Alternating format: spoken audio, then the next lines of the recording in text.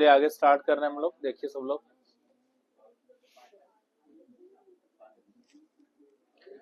तो last class में हम लोगों ने कर लिया था यहाँ पे ऑपरेटर्स तक हम लोग पहुंचे थे। ऑपरेटर्स में असाइनमेंट ऑपरेटर की कैटेगरी हो गई थी पहला, और दूसरा जो हमने बताया था यहाँ पे कंपैरिजन ऑपरेटर।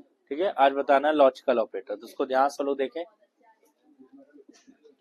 लॉजिकल ऑपरेटर्स जो होते हैं, यहाँ पे एंड होता है और यहाँ पे आपको मिलेगा और एक होता है यहाँ पे नॉट। तीन यहाँ पे ऑपरेटर मिलेंगे logical operator. Logical operators basically क्या करता है, ये किसी भी डेटा को लॉजिकली चेक करता है कि वो ट्रू है या फॉल्स है। कंपैरिजन ऑपरेटर की जो वैल्यू रिटर्न होती थी वो ट्रू या फॉल्स में होती है। लॉजिकल ऑपरेटर्स की भी जो वैल्यू रिटर्न होगी वो भी ट्रू या फॉल्स में होगी। तो चलिए यहाँ पे देखते हैं। सबसे पहले x की वैल्यू यहाँ पे ले लेंगे, जैसे यहाँ पे ले लिया 100,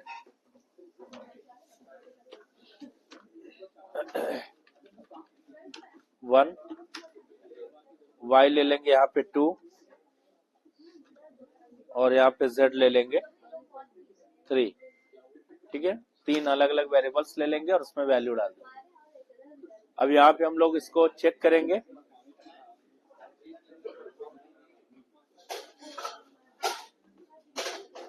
document dot right,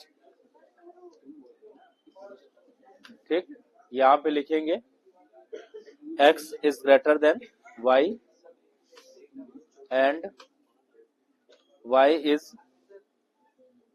greater than z। ठीक, अब ये कंडीशन यहाँ पे बन गया है, उसको हम लोग डायरेक्ट प्रिंट भी कर रहे हैं और चेक भी कर रहे हैं।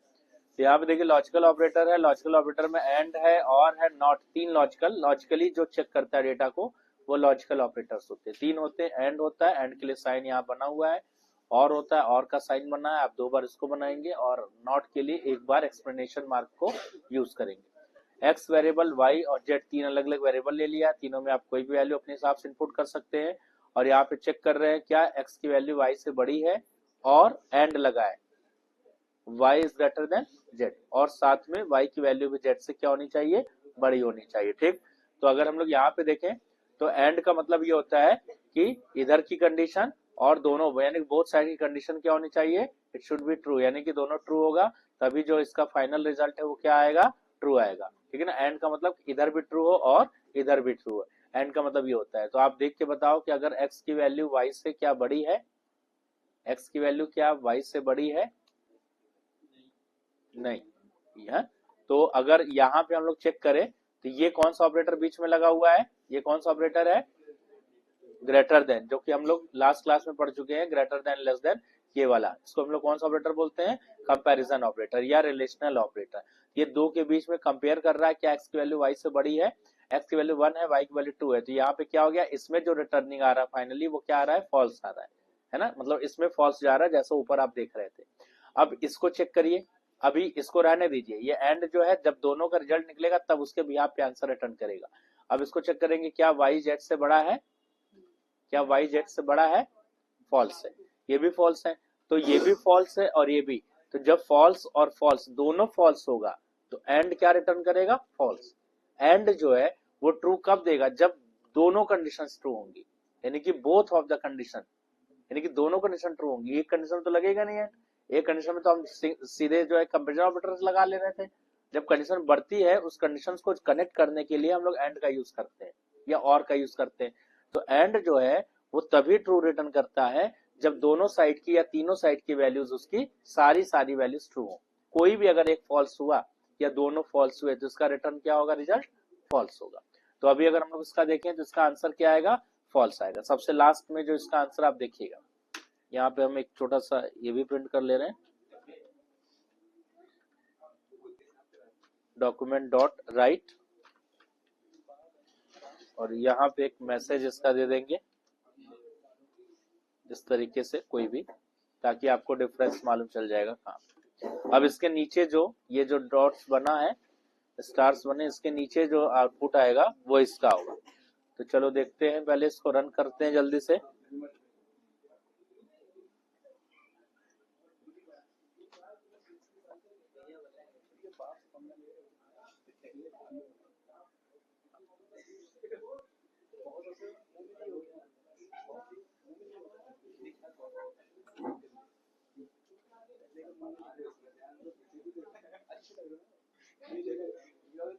एक, ये देखो एक काम करते हैं, इसमें यहाँ से कट करेंगे, यहाँ पे लाके इसको यहाँ पे पेस्ट कर लेते हैं, ठीक है ना। अलग से स्टेटमेंट बना ले रहे हैं और एक आर नाम के वेरिएबल में हम इसको स्टोर कर लेते हैं, क्योंकि ये बिना स्टोर किए यहाँ पे नहीं आएगा। अब हम आर को यहाँ पे बस प्रिंट करेंगे, तो जो भी इसका रिटर्न होगा रिजल्ट का, वो कहाँ पे जाके स्टोर होगा, आर में। और आर को यहाँ पे प्रिंट करके देखेंगे तो आर में क्या वैल्यू जा रही है, फॉल्स जा रही, फॉल्स जा रही ना, क्योंकि देखो X is greater than Y भी फॉल्स है, Y is greater than Z भी फॉल्स है, तो फाइनली इसमें आउटपुट क्या जा रहा है, फॉल्स। तो इसको देखते हैं यहाँ पे, JS1 ये तो है फाइल ना, JS1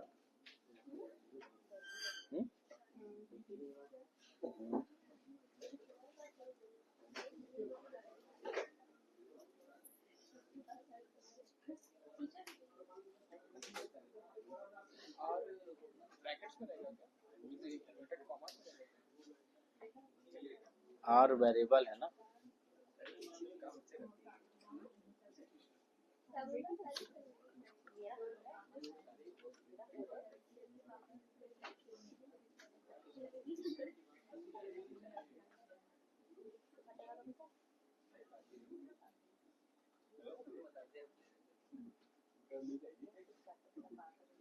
कहाँ दिक्कत हो रही भाई।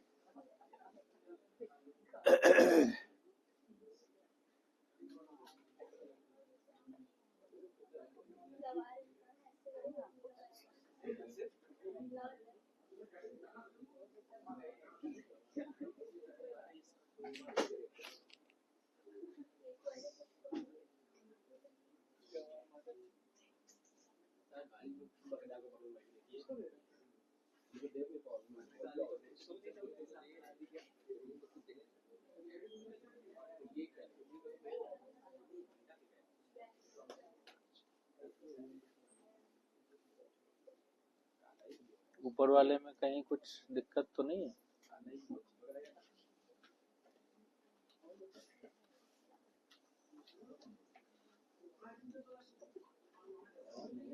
हाँ? नहीं उससे क्या मतलब, वो तो जो भी होगा वो अपना आंसर देगा ना, नहीं आएगा वो देख, आर से मतलब नहीं। स्पेलिंग स्पेलिंग देख लो, कहीं पे कोई दिक्कत तो नहीं हो रही है।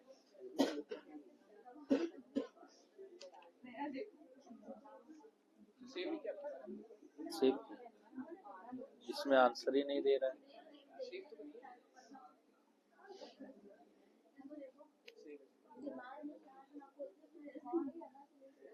ये लास्ट में रिटर्न कर रहा है, ये वैल्यू आ रहा है, यहाँ तक का आ रहा था ना,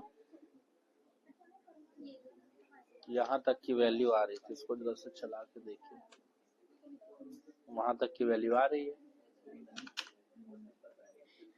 लॉजिकल ऑपरेटर x की वैल्यू 1, y की वैल्यू 2, z की वैल्यू 3, ठीक है। x is greater then y and y is greater then z, ठीक है। काहे नहीं आ रहा है, इससे कोई मतलब नहीं है, इसका स्टेटमेंट तो सही है ना हमारा, y is greater then z।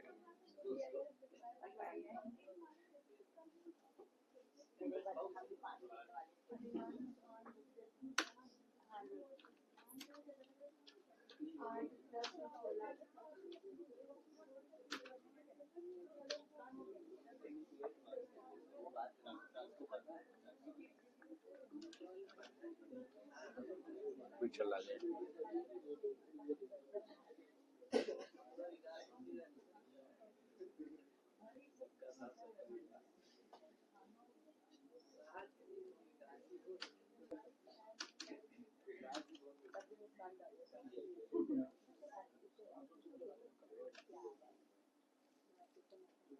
सही तो है भाई, क्यों दिक्कत कर रहा है ये।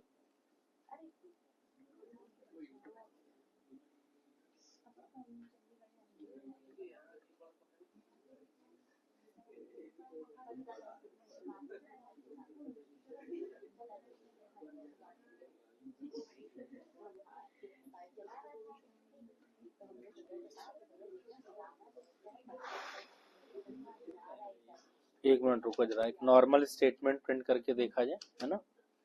केवल इतना करते हैं, वो भी नहीं आ रहा है।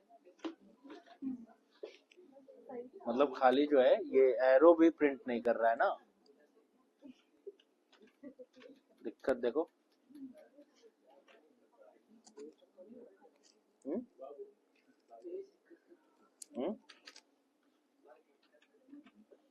ये उस दिन वाला है ना। मान लो हमने यहाँ पे इसको अगर हटा दे, चलो इसको भी हटा दो, मालूम तो चले कि फॉल्ट कहाँ हो रहा है। अब इसमें एक लाइन ये लगा के देखो, डॉक्यूमेंट डॉट राइट, ठीक है ना, मतलब स्टार केवल प्रिंट करा दे रहे हैं। अब ये स्टार आ रहा है, ट्रू तो ऊपर वाले का आ रहा है ना, इसका मतलब जो है यहाँ पे कुछ ये दिक्कत कुछ थी। x की वैल्यू 1,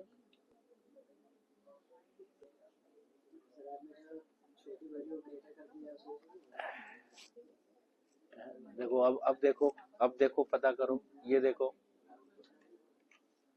तो फिर चला गया ना, इसका मतलब यहाँ पे दिक्कत है। जो x1 y2 लिए ना, ये वाली लाइन है ना, ये दिक्कत कर रहा है ये वाला। x की वैल्यू 1, y की वैल्यू 2, z की वैल्यू 3 है।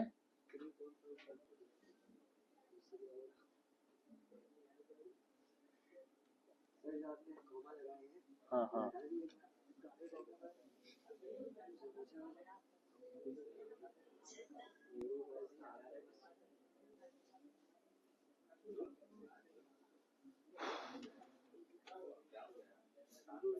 चला जा रहा है।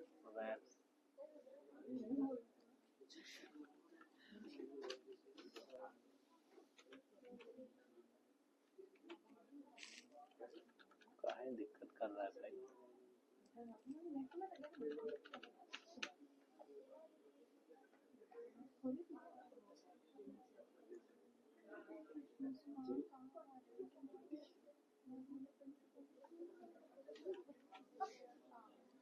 इस लाइन में क्या दिक्कत है, ये लाइन तो आखिर सही है, ये तो हम लोग पहले भी कर रहे थे ये काम।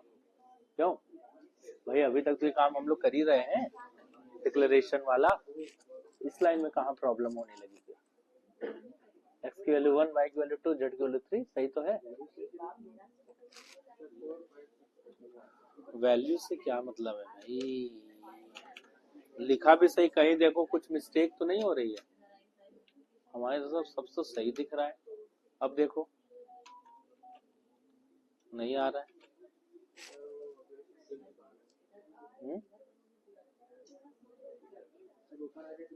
वेरिएबल चेंज करके देखें, लेकिन वो वेरिएबल फिर से ले रहे हैं, कोई दिक्कत होनी नहीं चाहिए ना। लॉजिकली अगर देखा जाए तो कोई दिक्कत नहीं होना चाहिए ना फिर। अब आ रहा है, वो वेरिएबल जो है वो नहीं ले रहा है ऊपर से कुछ है। अब आ जाएगा, नीचे वाला आ जाएगा, बता रहे हैं। अच्छा, यहाँ पे लिखा हुआ है x, y, ये देखो, इसीलिए यहाँ पे ये ऊपर भी डिक्लेयर है ना उसका वेरिएबल, तो यहाँ पे हम लोग ले रहे हैं where a, b, c, r ले रहे हैं, ठीक है। इस तरीके से r तो नहीं ऊपर लिया हुआ है,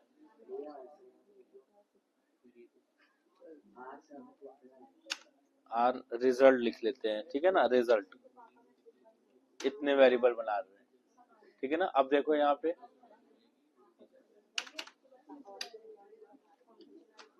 ऊपर डिक्लेयर है, या तो डिक्लेयर ना हो तो फिर चल जाएगा, लेकिन डिक्लेयर है तो फिर वो सेम प्रोग्राम में, क्योंकि प्रोग्राम तो एक ही बन रहा है ना, इसमें फंक्शन तो अलग अलग बन नहीं रहा है, तो वो एक बार डिक्लेयर है तो दोबारा नहीं लेता है। अब देखो यहाँ पे, अब हम लोग यहाँ पे रिजल्ट को यहाँ पे प्रिंट कराएंगे, तो हमारे पास जो रिजल्ट आ रहा था सेम वही रिजल्ट यहाँ पे आ जाएगा। चले देखिए सब लोग, हाँ कर रहे। x की जगह यहाँ पे a कर देंगे, यहाँ पे b कर देंगे, और यहाँ पे b कर देंगे, और यहाँ पे c कर देंगे। फॉल्स आया। तो इसमें जो है करना है। अब यहाँ पे एक चीज और लगा लेते हैं, बी आर लगा लेते हैं, ठीक, लाइन ब्रेक हो जाएगा। और उसके बाद यहाँ पे ये देखिए फॉल्स है ना। तो फॉल्स कंडीशनली क्यों आ रहा है, क्योंकि लॉजिकली अगर हम लोग देखें तो ये कंडीशन यहाँ पे फॉल्स है। ए जो है बी से भी नहीं बड़ा है और ए बी से बड़ा है नहीं, फॉल्स है, और बी सी से भी फॉल्स है। अच्छा अब देखो यहाँ पे, अब क्या आएगा आंसर बताओ। A is greater than B and B is less than C. A क्या बी से बड़ा है, ये तो फॉल्स है। और इधर अगर हम लोग देखें क्या बी सी से छोटा है, यस, मतलब इधर ट्रू आ रहा है। लेकिन बीच में ऑपरेटर कौन सा लगा है, एक तरफ फॉल्स है एक तरफ ट्रू है। तो जो एंड है वो दोनों में से देखेगा कि क्या रिटर्न करना है। एंड जो है तभी ट्रू देता है जब दोनों ट्रू मिलेगा। कोई भी एक फॉल्स हुआ तो एंड क्या रिटर्न करेगा, फॉल्स। यहीं पे अगर और होता तो कोई भी एक ट्रू होगा तो ट्रू दे देता। और बात समझ आ रही है। तो जब हम लोगों को ऐसा कोई प्रोग्राम बनाना हो, ऐसी चीज हो, जैसे मान लीजिए वहां पे कहा जाए कि भाई जैसे वोटिंग का होता है, तो वोटिंग के लिए एलिजिबिलिटी क्या होती है कि जो है 18+ हो, है पहली चीज, और दूसरा वो सिटीजन हो इंडिया का। दोनों मैंडेटरी कंडीशन है। तो ऐसे कंडीशन के लिए हम लोग क्या लगाएंगे, और लगाएंगे कि एंड लगाएंगे, एंड लगाएंगे। अगर और लगा देंगे तो ऐसे केस में कोई भी कंडीशन ट्रू होगा तो उसको आगे भेज देगा, चलो वोट डाल दो। तो ऐसा थोड़ी ना है। पर चलेगा 15 साल का है, भले इंडिया का रहने वाले, 15 साल का वो आगे फॉरवर्ड कर दिया उसको। ऐसा नहीं होना चाहिए। तो वहां पे कहने का मतलब है कि जब दोनों कंडीशन या तीनों कंडीशन मैंडेटरी होती हैं, जब सारी कंडीशन ट्रू होंगी तभी वो आगे भेजा जाएगा, वो आगे कंडीशन में उसको लिया जाएगा। तभी उसके लिए हम लोग क्या यूज करते हैं, एंड। और आपके पास मल्टीपल कंडीशंस है और कोई भी एक कंडीशन ट्रू हो तो उसके लिए हम लोग क्या लगाते हैं, उसकी टेस्टिंग और से करते हैं। बात समझ आ रही है। जैसे हमारे जब एग्जाम फॉर्म भरा जाता है ऑनलाइन, तो वहां पे कंडीशन होती है कि या तो ग्रेजुएशन किए हो आप या इंटर 60% हो, होता है ना। जब कोई फॉर्म फिल करो तो वहां पे होता है या तो ग्रेजुएशन पास आउट हो कैंडिडेट, या तो 60% के साथ इंटरमीडिएट किया हो, होता है ना। तो उनमें से कोई भी अगर किया होगा तो फॉर्म फिल कर देगा, ठीक है ना। तो ऐसे जगहों पे और लगाते हैं। तो यहाँ पे अगर हम लोग देखें तो इसमें भी आंसर क्या आएगा, फॉल्स आएगा, सेम आएगा। लेकिन अगर अब हम लोग यहाँ पे देखें, अब बताओ A is less than B and B is less than C. अब क्या आएगा, अब ट्रू आएगा। क्यों, क्योंकि ए बी से भी छोटा है और बी सी से भी छोटा है, ठीक है ना। तो उस केस में दोनों कंडीशन ट्रू होंगी। तो इधर भी ट्रू और इधर भी ट्रू, तो ट्रू और ट्रू पे एंड क्या रिटर्न करेगा, ट्रू रिटर्न करेगा।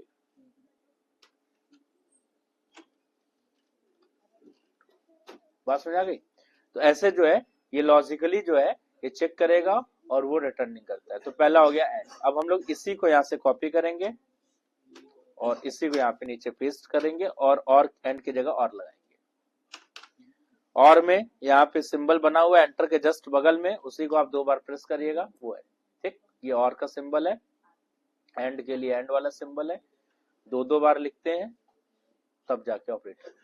अगर आप एक बार लिखोगे तो वो बिट वाइज ऑपरेटर हो जाएगा, इसलिए यहाँ पे ऑपरेटर के लिए 2 बार यूज करेंगे। हाँ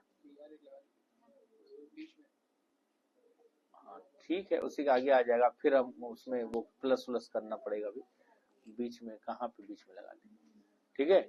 देखो यहाँ पे, तो अब जो है इसका देखो आंसर, और एक हो जाएगा, ये 2 आंसर अब आपको मिलेंगे यहाँ पे, ठीक है ना।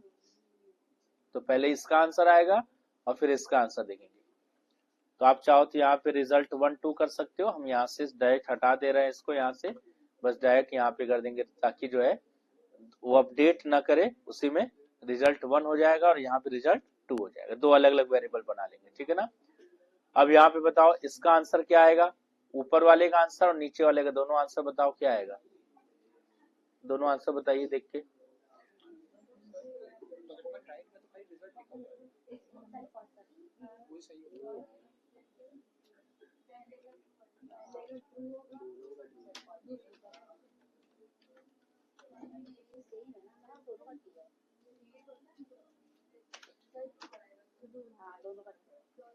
हाँ दोनों का ट्रू आएगा।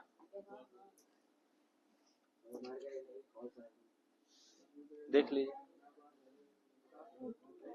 ट्रू ट्रू आ रहा है। ठीक, दोनों का ट्रू आ रहा है क्योंकि ये तो आपका ट्रू हो ही गया था, और इसमें भी अगर देखें तो ए इज लेस देन, क्योंकि सेम कॉपी किए थे। अब चलो बताना जरा,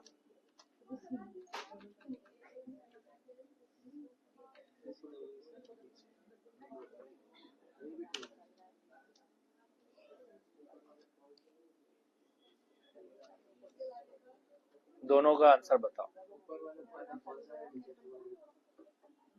ऊपर वाले का फॉल्स होगा, नीचे वाले का ट्रू होगा। क्यों? क्योंकि यहाँ एंड लगा है और यहाँ और लगा है। एक कंडीशन कोई भी ट्रू होगी तो ये ट्रू हो जाएगा। तो यहाँ पे देखिए B is less than C, B C से छोटा है, ट्रू है। लेकिन यहाँ पे ये फॉल्स है, तो फॉल्स और ट्रू पे और पे क्या रिटर्न करेगा? ट्रू। और यहाँ पे ये फॉल्स है और ये ट्रू है, तो एक भी अगर फॉल्स हुआ तो एंड क्या रिटर्न करेगा? फॉल्स। तो एक फॉल्स आएगा और एक ट्रू आएगा, एक फॉल्स आएगा और एक ट्रू आएगा। ठीक, तो ये होता है एंड ऑफ। अब यहाँ पे एक हम लोग तीसरा करेंगे।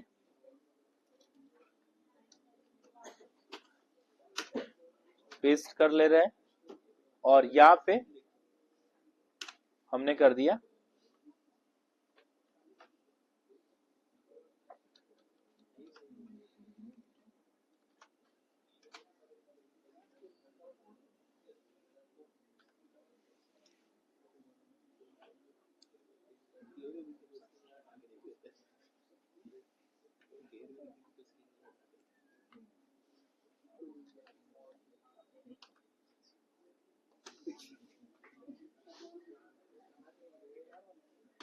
ये यहाँ पे। अब देखो इसमें क्या आएगा। अब हम इसको यहाँ पे लगा रहे हैं कमेंट और इसको चला रहे हैं। पहला वाला और तीसरा वाला आंसर बताओ। दूसरा वाला कमेंट लगा दिए। तीसरा वाला क्या आएगा? A is greater than B, condition क्या है? फॉल्स है। And B is not equal to, not मतलब जस्ट अपोजिट चेक करेगा कि जो बी की वैल्यू है वो सी के बराबर नहीं हो, बी सी के बराबर ना हो, नॉट इक्वल टू लगा है ना। अगर इक्वल चेक करना होता यहाँ पे हम लोग क्या करते हैं। अच्छा अब बताओ जरा, यहाँ पे बताओ जरा, इसका आंसर क्या आएगा?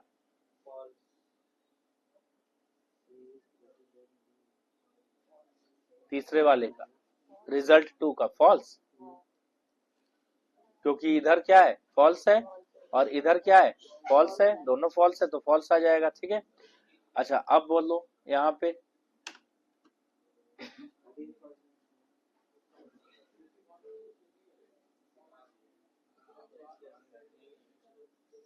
अभी भी फॉल्स होगा। अब बोलो, अब बताओ। अब ट्रू आएगा क्योंकि a is less then b, a b से क्या है? छोटा है। एंड मतलब साथ में दूसरा भी चेक कर रहा है, b c के इक्वल होना चाहिए, तो b c के इक्वल है। ठीक है, ये इक्वालिटी ऑपरेटर भी इसको बोलते हैं, कंपैरिजन ऑपरेटर में डबल इक्वल। अब यहाँ पे आ गया नॉट इक्वल। नॉट मतलब अब बताइए क्या आएगा?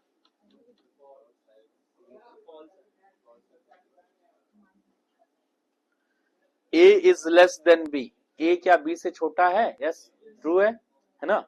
And b is not equal to c, b c के इक्वल नहीं होना चाहिए। ये कंडीशन यहाँ पे रिवर्स चेक कर रहा है, इक्वल की जो कंडीशन थी उसके रिवर्स चेक कर रहा है, नॉट लग गया ना। तो बी सी के बराबर ना हो, और यहाँ पे क्या बी सी के इक्वल है, तो कंडीशन तो रिटर्न तो फॉल्स हो गया ना। तो एक फॉल्स और एक ट्रू पे क्या आएगा? फॉल्स आएगा। ठीक है ना। और अभी जब दो इक्वल टू लगा दिए तो क्या आ रहा था? ट्रू आ रहा था। बात समझ आ गया? ऐसे जो है ये यहाँ पे एक्सप्लेनेशन का मतलब ये है, जैसे देखो अगर हम यहाँ पे ये लगा दिए, ठीक है ना, इसका मतलब क्या हो गया? ए बी से क्या है? छोटा है, इधर ए बी से स्मॉल है, ट्रू है, और बी सी के इक्वल है, ट्रू है, तो ट्रू ट्रू पे क्या आ गया? ट्रू आ गया। लेकिन अगर हम यहाँ पे ये लगा दिए तो ये उसी का नॉट चेक करता है, मतलब जस्ट रिवर्स। अगर जीरो है तो ये 1 कर देगा, 1 है तो 0 कर देगा। अगर ट्रू आ रहा होगा तो रिटर्न में फॉल्स भेज देगा, फॉल्स आ रहा है तो नॉट क्या कर देगा? ट्रू कर देगा। ये नॉट ऑपरेटर होते हैं। आप लोगों ने गेट्स पढ़े हो? कोई लोग फिजिक्स में गेट्स सब लोगों ने पढ़ा होगा ना, एंड और नॉट गेट पढ़ा है ना? हाँ, कंप्यूटर में भी होता है, आपके कोर्स में नहीं है ना, वरना पढ़ाते तो। हाँ, आपके कोर्स में नहीं ये पढ़ा होगा गेट्स, है ना। हाँ, तो एंड और नॉट सबने पढ़ा होगा, लॉजिकल गेट, है ना। 3 गेट्स क्यों नहीं पढ़ा है, सब लोग पढ़ते हैं। और होता है मतलब 3 बेसिक गेट तो सबने पढ़ा होगा, ठीक है ना। चलो देखो, तो बस वही चीज है यहाँ पे। अब यहाँ पे B is not equal to C, अब मतलब हो गया कि अगर ये B C के इक्वल नहीं होना चाहिए, तो B C का अगर इक्वल नहीं होना चाहिए तो देखो B C के इक्वल है, बताओ है इसका मतलब कंडीशन क्या है, ट्रू है। और ये बोल रहा नहीं होना चाहिए, मतलब उसको क्या कर देगा, तो बोल रहा नहीं होना चाहिए और है, इसका मतलब ट्रू है, तो क्या कर देगा, फॉल्स कर देगा, उल्टा कर देगा, ठीक है ना। ये तो ये फॉल्स है और एक ट्रू है, तो रिजल्ट क्या आ जाएगा, फॉल्स आ जाएगा। मतलब अगर इसकी वैल्यू ट्रू है तो नॉट फॉल्स कर देगा, फॉल्स है तो नॉट उसको ट्रू कर देगा, इतना होता है फॉल्स। ये हमारा एक ऑपरेटर इधर खत्म। चलिए, तो ऑपरेटर्स में सारे तो नहीं खत्म हुए, अभी आगे कर रहे हैं। असाइनमेंट ऑपरेटर हो गया, आपने देख लिया, और यहाँ पे दूसरा कंपैरिजन ऑपरेटर यहाँ पे कर लिए थे, ये हो गया था। तीसरे नंबर पे लॉजिकल ऑपरेटर हो गया, ठीक है ना। अब आगे देखिए, अब इसके बाद आता है ये जो कि सबको मालूम है, तो ये हम कराएंगे नहीं, अर्थमेटिक ऑपरेटर, ठीक है ना। अर्थमेटिक में कौन कौन सा ऑपरेटर्स होते हैं, प्लस है, माइनस है, मल्टीप्लाई है और डिवाइड। ये 4 कौन सा ऑपरेटर है, अर्थमेटिक ऑपरेटर। ये सबको मालूम है इसका use, plus minus multiply divide सब लोग जानते हैं, तो इसको हमें नहीं करना है, ठीक। चलिए आगे बढ़ जाते हैं, ये तो सब लोग जानते हैं ना। चलो अब देखो next operator, reminder operator. Reminder operator होता है, इसमें आएगा परसेंटेज, इसको हम लोग रिमाइंडर ऑपरेटर या मॉड्यूलस का साइन बोलते हैं, मॉड्यूलस साइन, है ना। ये सब उसमें भी पढ़ा होगा, कैल्सी में भी, फर्स्ट पेपर में कैल्सी में पढ़े। तो मॉड्यूलस साइन देखते हैं, छोटा सा एग्जांपल ले रहे हैं। जैसे मान यहाँ पे ले लिया, मान के चलो, जैसे यहाँ पे ले लिया x1 is equal to 10, comma यहाँ पे हमने ले लिया प्रिंट, अरे प्रिंट लग रहा है, अलर्ट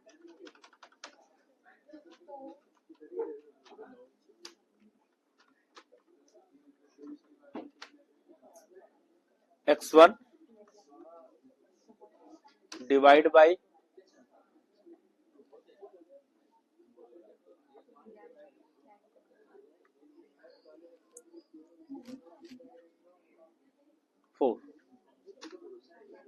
इसका आंसर बताओ क्या आएगा।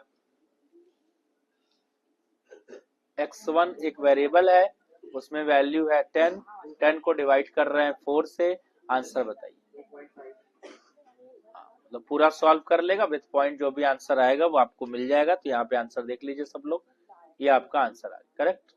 चलिए अब देखो, ये होता है डिवाइड, डिवीजन ऑपरेटर, जो सिंपली डिवाइड करता है और जो भी क्वोशिएंट आता है उसको रिटर्न करता है। डिवीजन में क्वोशिएंट की वैल्यू आ जाती है, ठीक।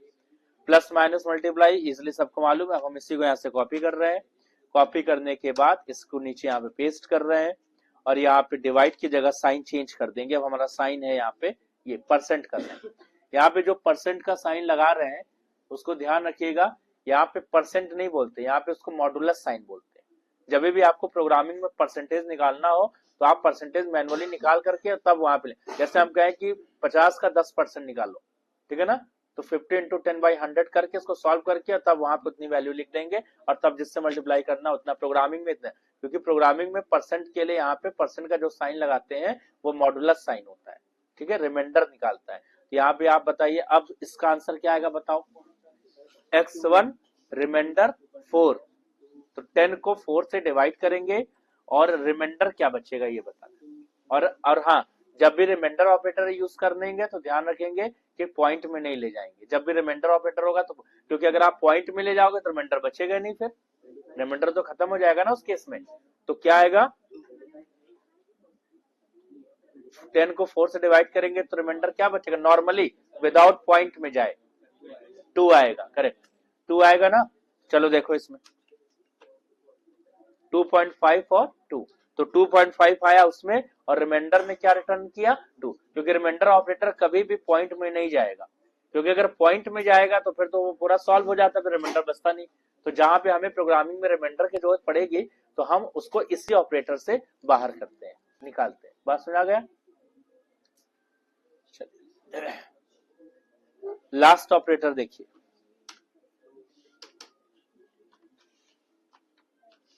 इंक्रीमेंट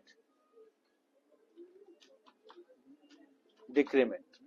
ये ऑपरेटर है यहाँ पे, इंक्रीमेंट और डिक्रीमेंट। इंक्रीमेंट का मतलब होता है यहाँ पे प्लस प्लस, और डिक्रीमेंट का मतलब होता है माइनस माइनस। प्लस प्लस का मतलब होता है +1, और माइनस माइनस का मतलब होता है -1। चलिए देखते हैं यहाँ पे, कुछ इस तरीके के एग्जाम्पल पहले भी कराए थे अभी। तो यहाँ पे जैसे हमने ले लिया, मान लो यहाँ पे हम ले लिए A1, एक वेरिएबल ले लिए A1। अब जैसे A ले चुके हैं तो A1 ले लेंगे, ठीक है ना, या है ना, फिर से A लेंगे, अब उसमें डिक्लेयर है तो फिर एरर आ जाएगा। हालांकि प्रोग्रामिंग में चूंकि अलग अलग बनता है तो उसमें वहां पे दिक्कत नहीं होगी, यहाँ पे अभी एक साथ पूरा आपका चल रहा है, ठीक है, क्योंकि स्क्रिप्ट है तो स्क्रिप्ट में अभी जब फंक्शन बढ़ाएंगे तो वहां पे अलग हो जाएगा सब कुछ। A1 इज इक्वल टू, यहाँ पे हम लोग मान लो एक ले लिए यहाँ पे 100, ठीक है, ठीक, direct A1 is equal to 100। अब यहाँ पे हम लोग पहले इंक्रीमेंट करेंगे फिर देन डिक्रीमेंट करेंगे। तो इंक्रीमेंट में चलिए करते हैं, A1 यहाँ पे लिखेगा प्लस प्लस, ठीक है ना। अब A1 प्लस प्लस लिखते हैं, और इसका जो है एक बार जरा सा रिजल्ट हम आपको दिखाते हैं। पहले चेक करेंगे कि इस मोड में इसको ले रहा है या नहीं। अगर ले रहा है तो ठीक है, और नहीं तो फिर चीज A1 प्रिंट करा दे, ठीक है ना। और यहाँ पे एक लगा लेंगे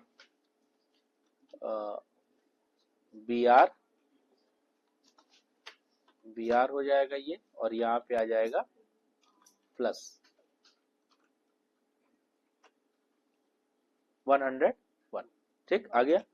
तो अब देखो यहाँ पे ये प्लस प्लस ने क्या किया, इस प्लस प्लस का मतलब हुआ, अगर हम यहाँ पे जाएं तो इसका मतलब ये होता है कि इसको आप ऐसे भी लिख सकते हो, A1 प्लस प्लस को थोड़ा सा और अगर और डिस्क्राइब करें तो लिखेंगे A1 plus is equal to 1। एक तो ये तरीका है, एक तरीका इसका ये है A1 is equal to A1 plus 1, क्योंकि +1 ही तो करेगा प्लस प्लस, है ना, तो देखो +1 यहाँ पे करेगा। तो इस तरीके से भी आप लिख सकते हो यहाँ पे, ऐसे या ऐसे। सबसे बेसिक तरीका जो है ऑपरेटर के साथ वो ये है प्लस प्लस। अगर इसको डिस्क्राइब करें और ज्यादा थोड़ा सा एलिबोरेट करें तो यहाँ पे आएगा कि प्लस प्लस को ब्रेक किया तो A1 plus is equal to 1, और जब इसको भी ब्रेक करेंगे, इसको भी ब्रेक करके और सॉल्व करेंगे तो इसको यहाँ पे हो जाएगा A1 is equal to A+1। अब आप सॉल्व कर लीजिए, देखिए 101 आ जाएगा। तो 100 यहाँ पे, और 100 प्लस 1, इसकी वैल्यू क्या अपडेट हो गई 101। तो आंसर क्या आ रहा था 101। बात समझ आ गया सबको? तो अगर डायरेक्ट दिया हुआ है तो अभी आप उसको समझेंगे कि एक वैल्यू वो इंक्रीज कर रहा है, ठीक है ना। अच्छा, अब यहीं पे देखो, अब हम यहाँ पे आपको दिखाते हैं, यहाँ पे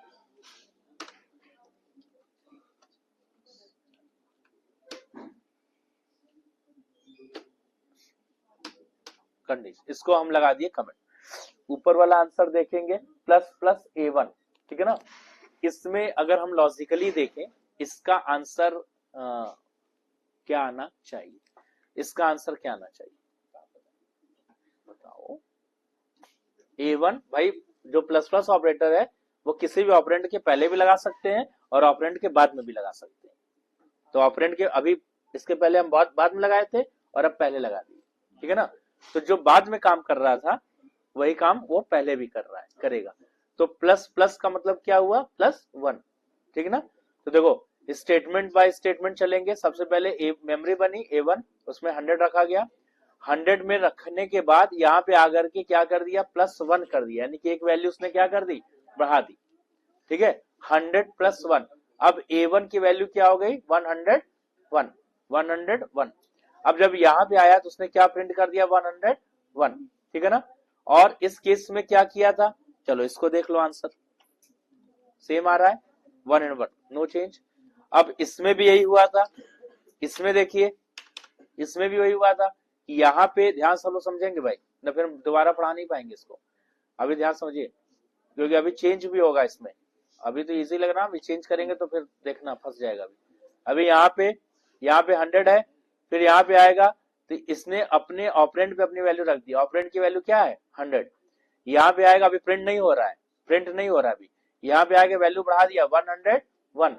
अब प्रिंट होने के लिए यहाँ गया तो इसने प्रिंट कर दिया 101। सेम रिजल्ट आया था दोनों का। चलो अब बताना जरा हमें,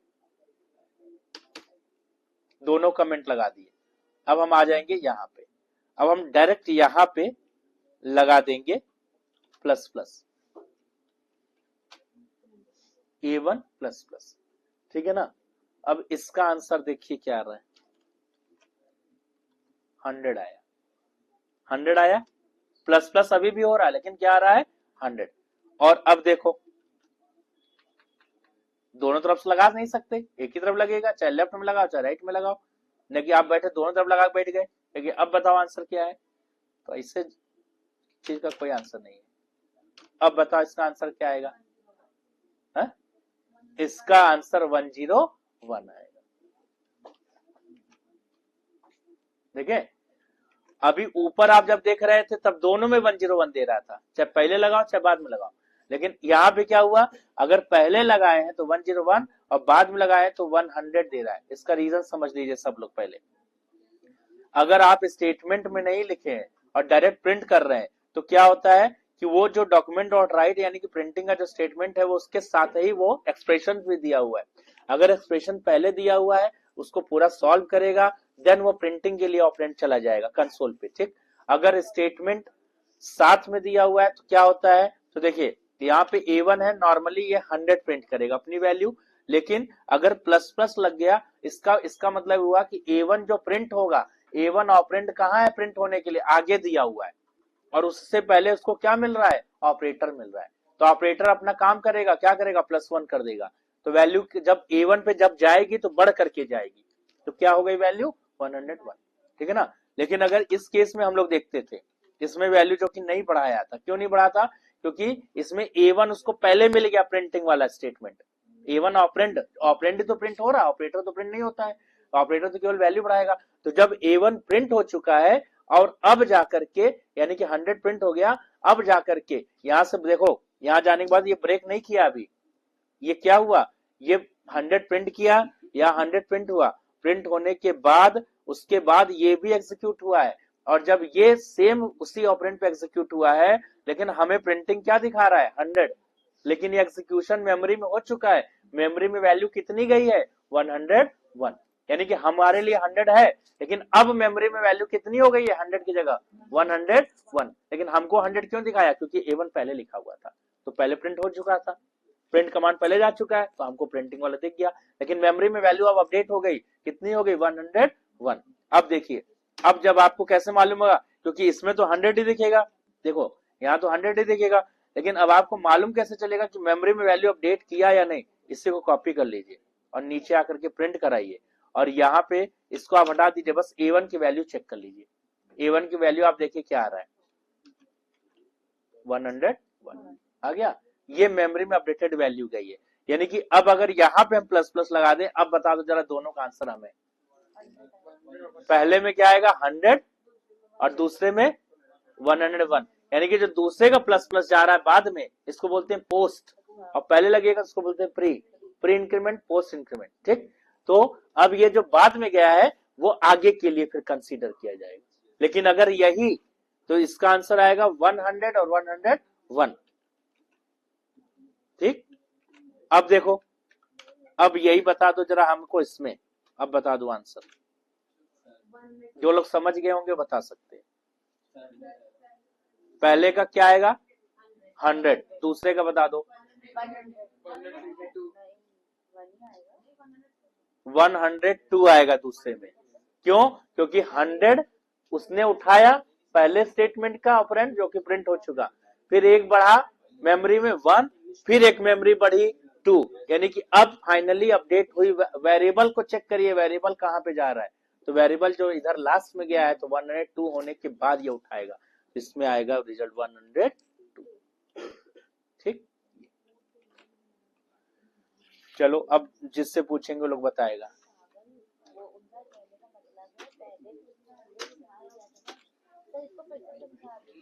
अब समझा चुके भाई, अब हमारा आंसर दीजिए। चलिए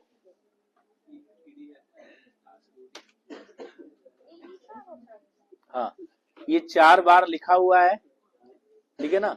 सबसे पहले जो है, आप में से कौन बताना चाहता है? आप खुद बता दो कि हम बताएंगे।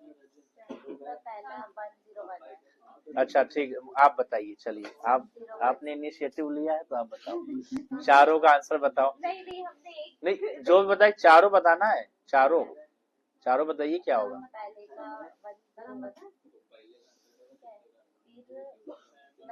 चलो आप बताओ। पहले का 100 होगा, चलो यहाँ पे हम लिखते जा रहे हैं। पहले का 100 होगा, ठीक है। दूसरे क्या होगा? दूसरे क्या होगा? 102 हो जाएगा, ठीक है। फिर इसका आंसर क्या होगा?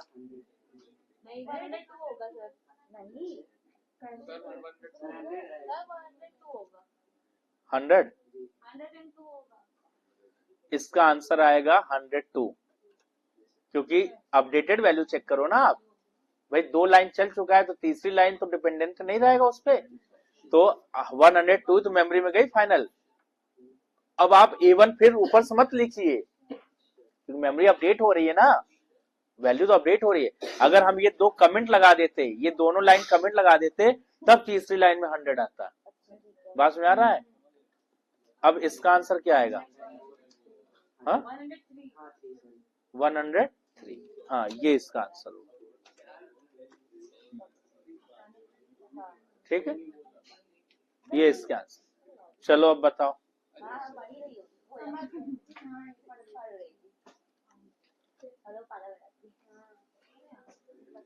चलो ध्रुव तुम बताओ। वाह, तुम्हारा नाम याद आ गया तो ले लिए, जिसका नाम याद आ जाएगा उसका नाम ले लेंगे। चलो बताओ। हम देखो उसी में चेंज कर रहे हैं, 4 स्टेटमेंट है, एक स्टेटमेंट और लिख देते हैं, 5 स्टेटमेंट, और उसी में बस चेंज करते जाएंगे, आप लोग उसी में बताते जाइए। चलो आंसर बताओ सारा। ठीक है, पहले का आंसर बताओ।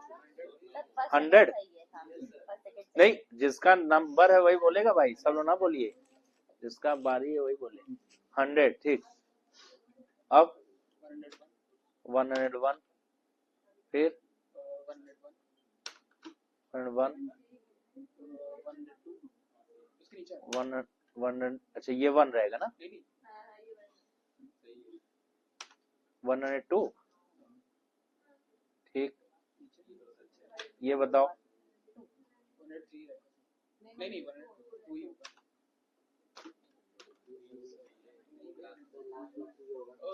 100, 101, 102 बार, और 102, 103 लास्ट में गड़बड़ा दिए, 103 होगा, क्योंकि यहाँ पे भी तो वैल्यू बढ़ रही है। ये 102 पे 102 वैल्यू बढ़ी है ना ये।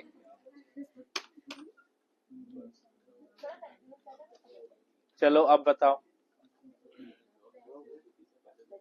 अब बताओ।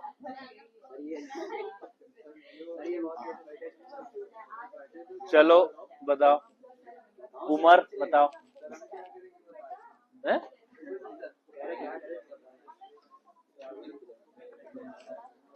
बताओ भाई।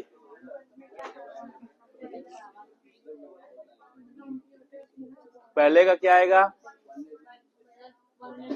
पहले का 101, दूसरे का बोलो 102 ठीक। तीसरे का बोलिए, चौथे का बोलिए।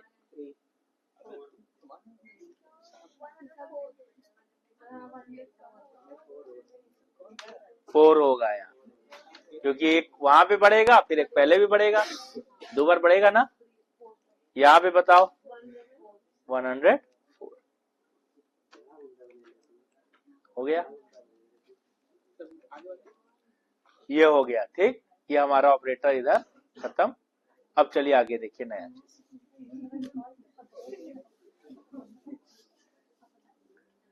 ऐसे ही ये जैसे इंक्रीमेंट है ना, सेम ऐसे ही तुम्हारा यूज करा जाएगा क्या, डिक्रीमेंट।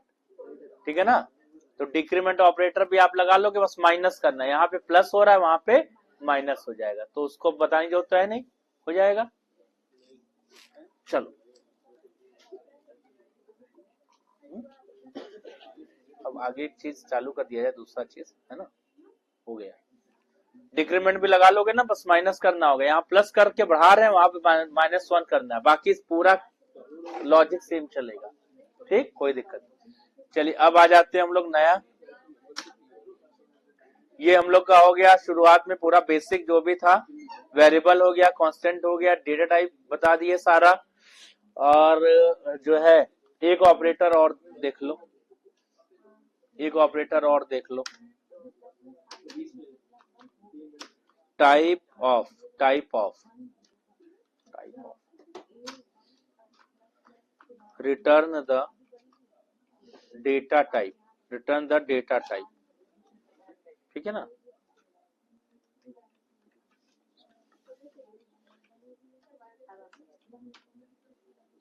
ये चलो टाइप ऑफ देख लेते हैं।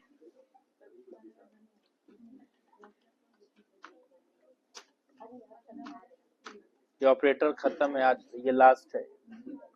डॉक्यूमेंट डॉट राइट यहाँ पे यूज करेंगे,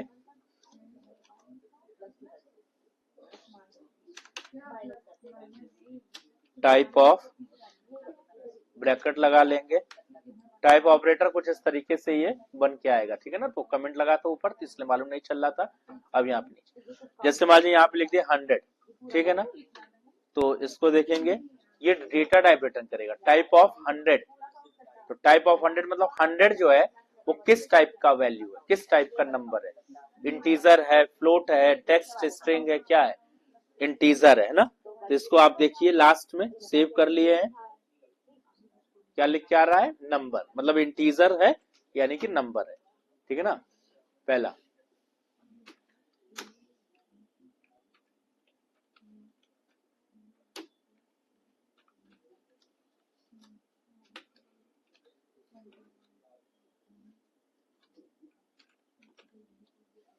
ठीक, नंबर आ रहा है पहला। अब देखते हैं दूसरा, इसी को कॉपी कर लेंगे, यहाँ पे पेस्ट कर लेंगे, यहाँ पे वैल्यू चेंज कर देंगे। अब इसका डेटा टाइप देखो, यहाँ पे नंबर, ये भी नंबर दे रहा है, यहाँ पे नंबर ही दे रहा है, कोई दिक्कत नहीं है। वो इंटीजर फ्लोट की जगह वो क्या दे रहा है, नंबर दे रहा है। ठीक है ना, एक और ले लेते हैं यहाँ पे,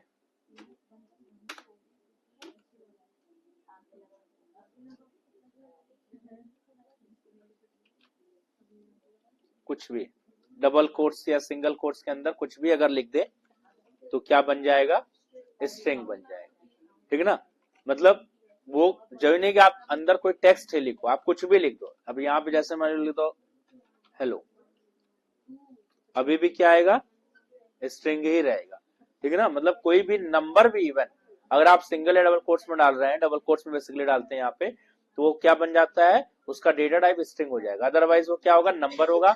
नंबर में यहाँ पे कुछ स्पेसिफिक डेटा टाइप जैसे इंट होता है, फ्लोट होता है, वो सब यहाँ पे नहीं लिखना होता है, बस पार्सिंग करने के लिए हम लोग पार्स इंट पार्स फ्लोट का यूज करते हैं, इसलिए जो है नंबर उसको बोल रहे हैं, और अगर टेक्स्ट है तो उसको स्ट्रिंग बोलते हैं। ठीक है ना, ये सारी चीजें।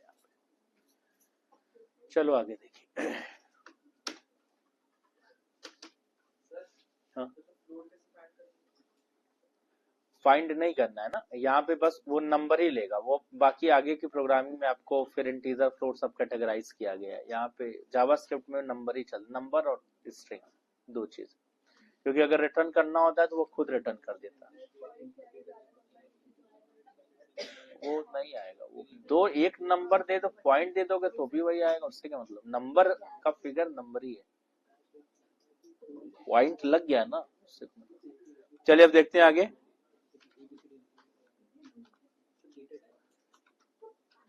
Control statements. अब हम लोग यहाँ पे यूज, नया टॉपिक है कंट्रोल स्टेटमेंट। इसमें पहला है कंडीशनल स्टेटमेंट, पहला है कंडीशनल। कंडीशनल स्टेटमेंट में क्या क्या आता है, ध्यान देखें, इफ आता है, एल्स इफ आता है और यहाँ पे एल्स आता है। अब यहाँ पे इफ, एल्स इफ और एल्स, तीन चीजें आपको यहाँ पे मिल जाएंगी। तो चलो ध्यान से देखें। कंट्रोल स्टेटमेंट मतलब प्रोग्राम में बेसिक चीज आप समझ गए। प्रोग्राम जब भी बनाना होगा तो उसको कंट्रोल कैसे करेंगे, उसके लिए जो है कुछ कंडीशनल स्टेटमेंट्स होते हैं और फिर दूसरा इटरेटिव स्टेटमेंट आता है। आजकल 2 दिन में हम कंडीशनल इटरेटिव सब खत्म कर देंगे, ठीक है ना। तो ज्यादा नहीं है, थोड़ा थोड़ा है, क्योंकि आपको सब बनाने के लिए नहीं आएगा इसका प्रोग्राम। हाँ, प्रैक्टिकल में थोड़ा बहुत आ सकता है, लेकिन थ्योरी में तो सब एमसीक्यूज हैं, तो इसलिए इसको फटाफट खत्म करिए पहले। कंडीशनल स्टेटमेंट में इफ है, एल्सिफ है, एल्सिफ है और एल्स है, तीन कंस्ट्रक्शन यहाँ पे मिलते हैं। चलिए देखते हैं। ये चॉइस के लिए होता है, जैसे आपके पास नंबर ऑफ चॉइसेस दिए गए हैं, उसमें से कौन सा काम होना है, एग्जीक्यूट होना है, स्टेटमेंट चलना है, उसके लिए हम लोग यहाँ से इसको चल। देखो यहाँ पे 2 नंबर ले रहे हैं, जैसे यहाँ पे ले रहे हैं, मान लो पहले यहाँ पे ले लिए जैसे ए इज इक्वल टू ले लिया 100, ठीक है, और बी इज इक्वल टू यहाँ पे 200 ले लिए। अब यहाँ पे हम लोग चेक करेंगे कि जो यहाँ पे नॉर्मली अभी तक क्या कर रहे थे, ए ले रहे थे, बी ले रहे थे, दोनों को प्रिंट कर दे रहे थे। ए तो कर रहे थे, दोनों को प्लस माइनस कर दे रहे थे, दोनों को प्रिंट कर दे रहे थे। लेकिन अब आपको यहाँ पे क्या करना है, यहाँ पे करना कुछ ये है कि यहाँ पे लिख दे रहे हैं कि प्रिंट ग्रेटर नंबर, यानी कि हमें दोनों नंबर नहीं प्रिंट करना है, इन दोनों में से क्या प्रिंट करना है, जो बड़ा नंबर है वो प्रिंट होकर के आए। तो जब इस तरीके की चॉइसेस हो, आपके पास कई कंडीशंस हो, उसमें से कुछ एक, किसी एक को प्रिंट करना on the behalf of conditions checking, तो उसके लिए हम लोग यहाँ पे कंडीशनल स्टेटमेंट का यूज करेंगे। और सबसे पहले कंडीशन चेक करने के लिए यूज करते हैं इफ का। इफ लगाएंगे और यहाँ पे ब्रैकेट लगा दीजिएगा, ठीक। ये सारे कीवर्ड जितने भी ब्लू कलर के आ रहे हैं सब कीवर्ड्स बनेंगे इफ। अब यहाँ पे चेक करेंगे क्या ए बी से बड़ा है, देखो ऑपरेटर का यूज किया जा रहा है, क्या ए बी से बड़ा है। अगर ए बी से बड़ा होगा तो यहाँ पे हम लोग प्रिंट कर देंगे, अलर्ट में ही अलर्ट लिख दे रहे हैं। अगर मैसेज बॉक्स में आपको करना है तो अलर्ट बॉक्स, तो ए इज ग्रेटर, एक मैसेज दे देंगे ए इज ग्रेटर। चलिए चेक करके देखते हैं जल्दी से। ये प्रोग्राम हो गया, इसको देखते हैं, ठीक है ना। चलो ध्यान देखेंगे भाई।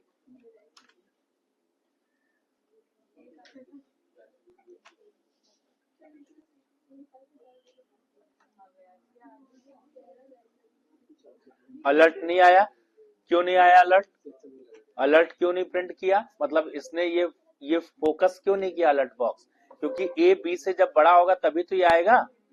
कंडीशन इसके चेक करिए पहले, क्या ए बी से बड़ा है। आप देखो ए की वैल्यू 100 और बी की वैल्यू 200, कंडीशन यहाँ पे ट्रू है कि फॉल्स है, ये फॉल्स है। अगर ये फॉल्स है तो इफ जो है, इफ के ब्लॉक में वो तभी जाएगा, है ना, कर्सर की कंट्रोल तभी जाएगा जब ये क्या होगा, कंडीशन ट्रू होगा। अगर इफ फॉल्स है, इसके पास इफ के पास क्या गया, फॉल्स गया, तो फॉल्स गया, ये अपने ब्लॉक में कंट्रोल को पास नहीं करने देगा, और ये उठा करके यहां से ब्रेक कर दिया। End of the loop, end of the program चला गया, एग्जिट कर गया, यानी कि कुछ नहीं मिला, तो इसलिए अलर्ट ने कुछ भी प्रिंट नहीं किया। लेकिन अब ट्रू कर लिए, चलो ए इज ग्रेटर देन भी हम यहाँ पे लिख लेते हैं। अब हम इसी में ट्रू करके आपको दिखा दे रहे हैं बस। अब ए बी से बड़ा हो गया, क्या ए बी से बड़ा है, यस, ए इज ग्रेटर आ गया।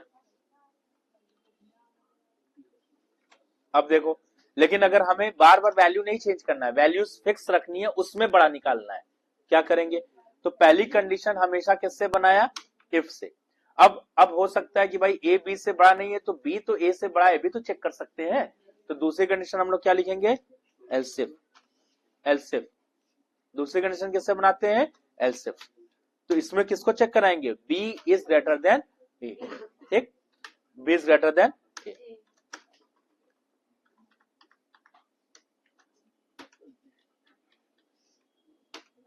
और यहाँ पे क्या लिख देंगे, अगर ए बी से बड़ा है तो कर देगा ए इज ग्रेटर, और अगर बी ए से बड़ा है तो क्या लिख के आ जाएगा यहाँ पे, बी इज ग्रेटर,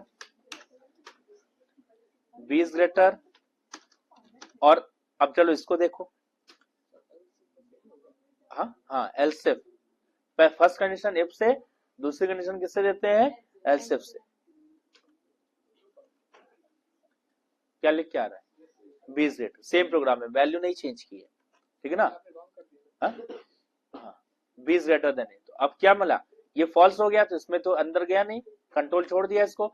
अब इसको चेक किया, अगर ये फॉल्स है तब इस पे जाएगा, ऐसा नहीं कि अपने मन से इसको चेक कर लिया, पहले इसको चेक करता है, ठीक है ना। हाँ, अगर ट्रू होता तो इसका नहीं चलता। तो एक ये पूरा ब्लॉक ऑफ स्टेटमेंट होते हैं, जहां एक ट्रू हुआ वहीं से ब्रेक कर जाएगा तुरंत। अब ब्रेक मतलब प्रोग्राम बाहर निकल जाएगा, ठीक है ना। तो अगर एक ट्रू हुआ तो ये तो फॉल्स हो गया, तब इस पे गया।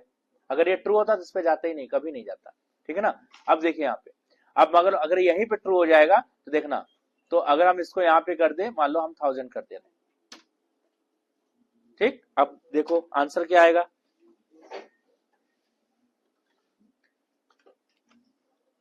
ए इज ग्रेटर आ गया ना, ए इज ग्रेटर। देखो वहां से रिटर्न कर गया, बाहर निकाल दिया, एग्जिट कर गया प्रोग्राम को, ठीक है ना। हा? दोनों ट्रू मतलब कैसे कर, तो ऊपर वाला दोनों सेम कर दे, यही कहना चाहते हो, सेम कर दे। अब बताओ आंसर क्या है, दोनों ट्रू कैसे होगा, एक ही ट्रू तो होगा, इसलिए तो कंडीशन लगा रहे हैं दोनों true. How is it possible कि दोनों ट्रू हो जाए, हाँ वही है, इफ पहली कंडीशन चेक कर रहा है, एल्स दूसरी कंडीशन चेक कर रहा है। इसने पहले चेक किया, अगर ए बी से बड़ा होगा तो ए इज ग्रेटर, अगर ए बी से बड़ा नहीं है इसका मतलब बी बड़ा है, तो आप इसको यहाँ लिख सकते हो ना, ऐसे भी लिख सकते हो, ए इज लेस देन बी भी लिख सकते हो ना, ए इज लेस देन बी, इसका मतलब क्या है, बी इज ग्रेटर है। देखो ये, अब अगर मान लो ए बी दोनों क्या है, दोनों बराबर है, अब क्या आंसर आएगा भाई, ए में 100 और बी में 100, अब आंसर क्या आएगा, कुछ नहीं, अलर्ट बॉक्स ही नहीं आ रहा है, मतलब एरर जनरेट हो रहा है, वहां पे फॉल्स जा रहा है। फॉल्स क्यों जा रहा है, क्योंकि देखो ये कंडीशन भी फॉल्स है, ये कंडीशन भी फॉल्स है, तो पहले इसको चेक किया, ये फॉल्स मिला, इस पे गया, इसको चेक किया, अभी फॉल्स मिले, रिटर्न मार दिया, तुरंत बाहर आ गया, ठीक है ना। तो अगर दोनों, अब इस केस में क्या है, दोनों क्या है, बराबर, और हमारे पास क्या है, या तो ए बी से बड़ा होगा, या बी ए से बड़ा होगा, या दोनों बराबर। तो अगर जो बची हुई चीजें होती हैं उसको हम लोग कहाँ लिखते हैं, एल्स में लिख देते हैं, एल्स। और एल्स में कंडीशन नहीं देते हैं, एल्स में सीधे लिख दिया जाता है, एल्स में कंडीशन नहीं बनाना है ना। अगर आप चाहें तो लास्ट में बना सकते हैं, मतलब एल्स में कंडीशन नहीं बनाएंगे, भाई पहली दूसरी कंडीशन बन गई, एल्स में सीधे प्रिंट करेंगे, तो यहाँ पे लिख देंगे प्रिंट अलर्ट, क्या लिखेंगे, यहाँ पे लिख देंगे ए बोथ आर इक्वल, लिख दो बोथ आर इक्वल, ठीक, ए ऐसे EQUAL, अरे वो वैसे कीबोर्ड प्रेस हो गया था, हमने कहा चलो वो भी सही, वो सब व्हाट्सएप की लैंग्वेजेस भी तो हैं थोड़ी सी, समझ जाते हैं सब लोग, है ना। चले अब देखते हैं इसमें क्या आ रहा है, बोथ आर इक्वल, मतलब अब जो है ऊपर का फॉल्स हुआ, एल्स से भी फॉल्स हुआ, तो कहां पहुंच गया, एल्स पे। एल्स पे कंडीशन नहीं चेक कराना है, एल्स मतलब जो बचा हुआ पार्ट, अगर ये फॉल्स होगा, ये फॉल्स होगा, इसका मतलब वो क्या है, फिर इक्वल है। दो नंबर में आपस में यही तो चेक कर सकते हैं, तो पहला बड़ा होगा या दूसरा बड़ा होगा, नहीं दोनों बराबर होंगे बस। तो अगर पहला भी नहीं बड़ा है, दूसरा भी नहीं बड़ा है, इसका मतलब क्या है, दोनों इक्वल है, तो इक्वल आ गया, ठीक है ना। तो बस आज के लिए इतना ही है, इसको हम